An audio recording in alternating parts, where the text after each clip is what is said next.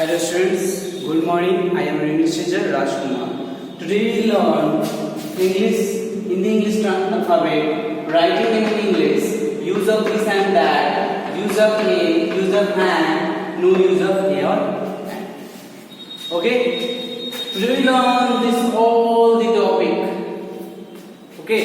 How to use this and that, a and an. Okay? Or no use of a or an. Or one more thing, more of your students are not going to problem class, are not able to come to online problem class. So I request all of you students, please come to problem class on WhatsApp. Okay? Okay, let's start our first topic in the English alphabet. In the English alphabet. Okay.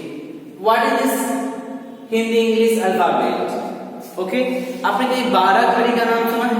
12 खड़ी, अ आ छोटी बड़ी, क का की कू कू के कै कू कौ कौ क, 12 खड़ी. ठीक है, आप जानते हो हर एक वर्ण का, ओके, हर एक वर्ण का आप हिंदी टू इंग्लिश लिख सकते हो. जैसे क का आप लिखते हो के, आ का लिखते हो आप ए. आप हर एक वर्ण का इंग्लिश मीनिंग आप लिख सकते हैं, इंग्लिश मीनिंग लिख सकते हैं. और एक और बात, आप कोई नाम दिया गया इंग्लिश में, आपको कोई नाम दिया गया है या हिंदी में कोई नाम बोला गया है, तो आप उसको इंग्लिश में सेम टू सेम कैसे लिख सकते हो? तो 12 खड़ी हिंदी इंग्लिश अल्फाबेट आपको सिखाता है कि आप कैसे किसी हिंदी को इंग्लिश में लिख सकते हैं. मान लो मैंने लिखा अनार, मैं क्या लिख रहा हूं? अनार. मुझे अनार लिखना है इंग्लिश में. मुझे पता है अनार का इंग्लिश में होता है पोमग्रेनेट, पोमग्रेनेट लिखना है मुझे. अनार को ही इंग्लिश में कैसे हम लिख सकते हैं? क्या लिख सकते हैं? अ का ए, न का एन, ए आर, अनार. ठीक है, इस तरह से हम क्या कर सकते हैं, किसी भी हिंदी मीनिंग को इंग्लिश में लिख सकते हैं. लेकिन ये यूज क्या है, इसका यूज कहां हो सकता है? आप जानते हो किसी की भी नाम को आप लिखते हो तो हिंदी इंग्लिश दोनों में ही सेम होते हैं. किसी भी लड़का लड़की, किसी डॉगी का आप नाम रखते हो, किसी भी जानवर का आप पेट बनाते हो, उसका नाम रखते हो, याद रहे उसका हिंदी में नाम और इंग्लिश में नाम अलग नहीं होता, दोनों में सेम है. अगर मेरा नाम इंग्लिश में राजकुमार लिखता हूं तो मेरे हिंदी में भी राजकुमार ही होंगे. लाइक राजकुमार, सो राज कुमार. ओके, ये एक ही है, बस क्या किया है, हिंदी टू इंग्लिश में निकल गया है. वही है हिंदी टू इंग्लिश अल्फाबेट. बस अब, और ये मदद ये आपको कहाँ मदद कर सकता है? ओके, ये आपको हेल्प कहाँ करेगा? आपको कोई भी नाम आप याद रखेंगे, आप दुनिया के हर एक नाम को याद नहीं रख सकते. तो अगर आप ये 12 खड़ी हिंदी इंग्लिश अल्फाबेट अगर लर्न कर लेते हैं तो आपको किसी भी नाम को लिखने या बोलने में कोई भी प्रॉब्लम नहीं होगा. ओके, ये आपका फर्स्ट आपके ट्रांसलेशन की फर्स्ट चैप्टर है जिसे हमें समझना है, लर्न करना है. वन मोर थिंग, आप ये सभी 12 खड़ी हिंदी इंग्लिश अल्फाबेट लर्न कर लेंगे. क का की, ख खा की, ग गा की, ख खा की, च चा ची ची चू चे चे, छ छा छी, झ झा जे. ठीक है, ये सभी आपको लर्न करना है. क्यों लर्न करना है? मैंने ये बताया कि आप दुनिया के कोई भी नाम को आप ऐसे ही नहीं ले सकते, लर्न नहीं कर सकते. उस नाम को सही ढंग से लिखने के लिए हम किसका यूज करते हैं? हिंदी इंग्लिश अल्फाबेट का यूज करते हैं. ओके, आपकी बुक में हर एक, जैसे अ का इंग्लिश क्या होगा, आ का इंग्लिश क्या होगा, सभी दिए गए हैं. उनके इंग्लिश में कैसे आप लिख सकते हो सभी बताए गए हैं कि आप उसे इंग्लिश में कैसे लिख सकते हो. ओके, आप इसे सबसे पहले वन मोर थिंग, आप इस टॉपिक को आप लिख लो कॉपी में. कोई प्रॉब्लम होता है मुझे कमेंट कर सकते हो और व्हाट्सएप पे प्रॉब्लम मैसेज कर सकते हो. ओके, और सभी बच्चों से रिक्वेस्ट है कि आप सभी ऑनलाइन क्लास अटेंड करें, प्लस प्रॉब्लम क्लास जो सप्ताह में 2 बार होती है इंग्लिश की, उसे भी अटेंड करें। बाकी क्लासेस को भी जरूर अटेंड करें, जरूरी है, क्योंकि आपके स्कूल की क्लासेस, ऑफलाइन क्लासेस नहीं हो रहे हैं, तो आपको जरूरी है कि आप डिजिटल क्लास करें, डिजिटली आए और उसे अटेंड करें, ताकि आपको हर एक किसी भी चीज को समझने में और आपके जो टाइम नहीं, आप स्कूल नहीं आ पा रहे हो, टीचर से नहीं मिल पा रहे हो, प्रॉब्लम नहीं पूछ पा रहे हो, आप उस ऑनलाइन क्लास में आराम से पूछ सकते हैं। ओके, तो अटेंड करें online class, problem class attend करें और ओके आप इसे लिखिए पहले फर्स्ट।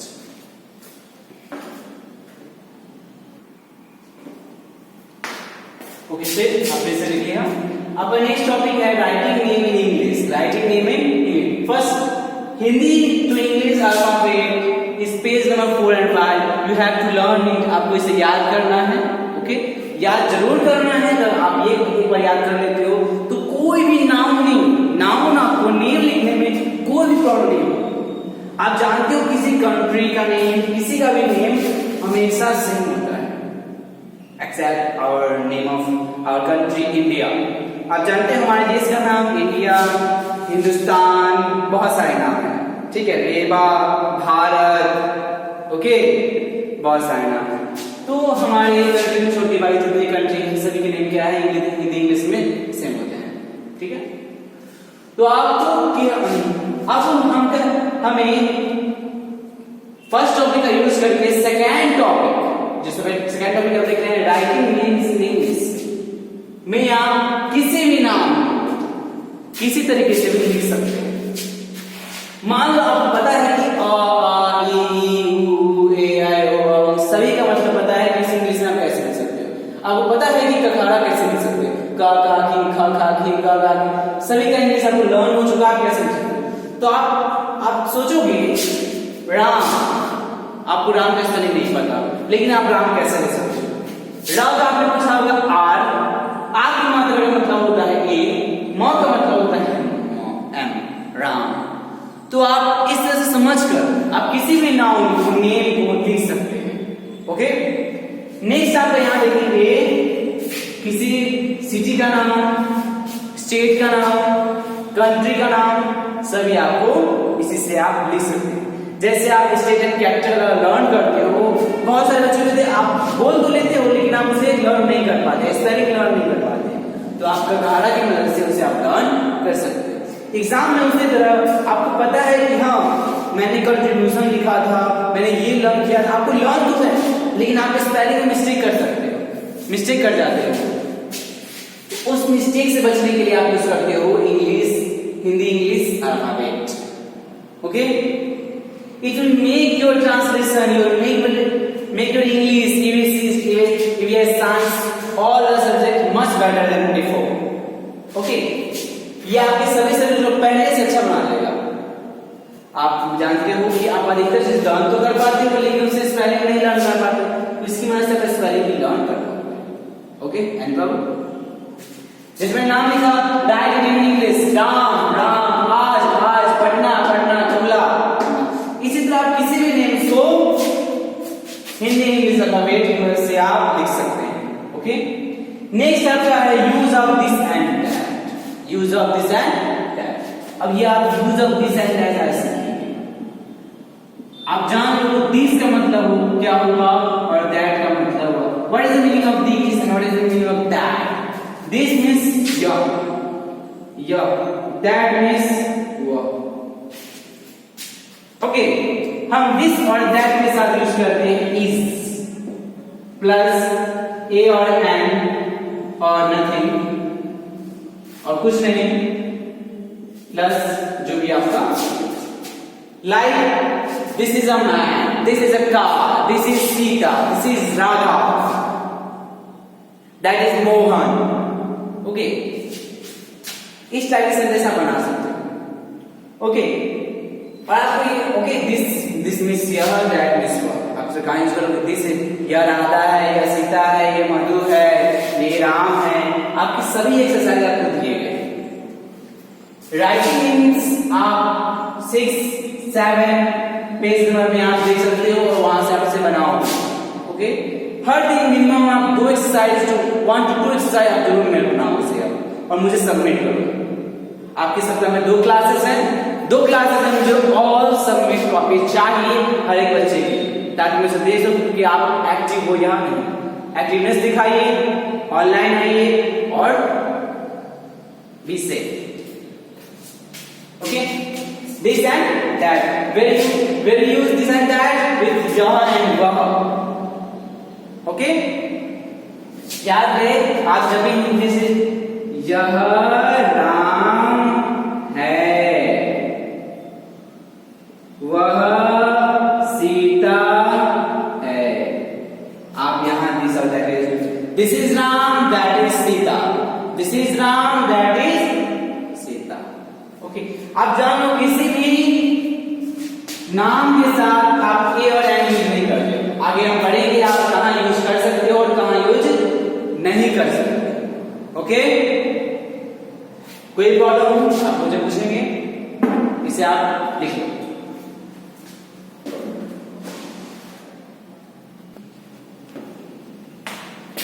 ओके स्टूडेंट्स, आपके एक्सरसाइज 1 to 14 ये एक्सरसाइज आपके नेम से रिलेटेड है, हिंदी इंग्लिश अल्फाबेट से रिलेटेड है, जहां पे आप दिस दैट का यूज कर नेम लिखोगे। ये सभी एक्सरसाइज 1 to 14 जो आपको रेगुलरली करना है। हमारा नेक्स्ट टॉपिक है यूज ऑफ ए। आपने वॉवेल और कॉन्सोनेंट पढ़ा होगा, vowel and consonant, vowel and consonant क्या आपके टोटल अल्फाबेट होते हैं 26। टोटल अल्फाबेट क्या होते हैं 26, जिनमें वॉवेल्स होते हैं 5 और कॉन्सोनेंट होते हैं 21। आपके वॉवेल क्या हो जाएंगे ए, ई, आई, ओ एंड यू, 5। अब अल्फाबेट में इन्हें छोड़कर जितने भी रहे वो सभी कॉन्सोनेंट, वो सभी कॉन्सोनेंट है। एग्जाम्पल बी, सी, डी, एफ, एच, जी, ये सभी क्या है कॉन्सोनेंट। कोई भी आप नाम ले लो, मैं नाम लेता हूं ऑरेंज। ऑरेंज का पहला अल्फाबेट क्या है ओ। अगर इसका पहला अल्फाबेट कॉन्सोनेंट है आप यूज करोगे ए का, अगर वॉवेल है तो यूज करोगे एन का। Okay, like an orange, an apple,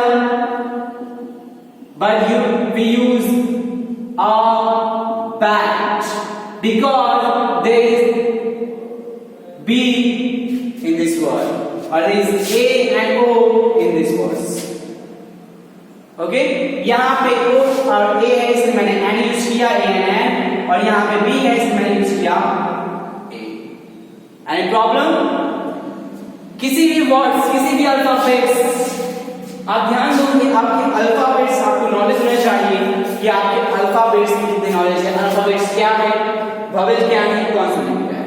आपने नर्सरी 1 2 3 पढ़ा होगा, वॉवेल्स शायद पढ़ा हो, या आपने अल्फाबेट तो जरूर पढ़ा होगा कि अल्फाबेट कितने होते हैं, अल्फाबेट से वर्ड बनते हैं, ये आपने पढ़ा है। तो जितने भी वर्ड्स हैं, अगर उसका फर्स्ट लेटर, फर्स्ट अल्फाबेट अगर वॉवेल है आप यूज करोगे एन, लेकिन अगर कॉन्सोनेंट है आप यूज करोगे ए। ओके, याद रहे आप जिसको गिन सकते हो, मतलब आप जिसको गिन पाओगे, ओके, गिन सकते हो आप। जैसे आप बेंच को गिन सकते हो, लेकिन आप जब पानी पीते हो क्या उसे गिन सकते हो? नहीं, पानी को आप नहीं गिन सकते, तेल को नहीं गिन सकते, लेकिन बेंच को, फैन को, बल्ब को, मोबाइल को, स्टैंड को, चेयर, इंसानों को गिन सकते हो। लेकिन आप जो चीजों को नहीं गिन सकते वहां पे हम ए और एन का यूज नहीं करते। ओके, जैसे वाटर, इंक, ऑयल, आटा, आपने फ्लोर आटा सुना होगा, राइस, शुगर, साल्ट, ये सभी को आप नहीं गिन सकते, इस सभी को आप नहीं गिन सकते, तो आप वहां पे ए और एन का यूज नहीं कर सकते। लेकिन जहां आप ए और एन का यूज कर रहे हो, मतलब कि आप उस चीज को गिन सकते हो। Okay, I have an orange, I have an orange, मेरे पास एक ऑरेंज है, मैं ऑरेंज को मैं गिन सकता हूं। जो ऑरेंज फल होते हैं नारंगी, उसे मैं गिन सकता हूं। रहा हूं fan. I have a fan, I have a fan, I have an orange, I have a fan. मैंने यहाँ एन और ए का यूज किया, ध्यान देंगे आप, मैंने ऑरेंज के साथ एन का, फैन के साथ ए का यूज किया है, मतलब कि फैन का एफ कॉन्सोनेंट है, ऑरेंज का ओ वॉवेल है। वो देखिए यहाँ पे वॉवेल, मैंने वॉवेल के साथ एन यूज किया, कॉन्सोनेंट के साथ ए यूज किया। बात समझ रहे हैं आप? That's all for today topic. आप एक्सरसाइज करेंगे, रोज करेंगे। We will meet next time on Saturday. Okay? If you have any problem, you can comment or you can ask me on Friday on WhatsApp at problem class. Or one more thing, please, all the students attend these online classes and problem classes to make yourself better than before. Okay? And so, all students, I'm requesting you, please be at home and be safe. Don't go outside. कभी outside नहीं जाए अभी फिलहाल के लिए, घर में रहें, सेफ रहें, पढ़ें, लिखें, घर में ही खेलें, और आपको खेलने के मन घर में ही खेलें। Okay, that's all. इसे आप लिखिए, आपको उसमें कोई प्रॉब्लम है आप मुझसे पूछ सकते हैं। Okay, that's all.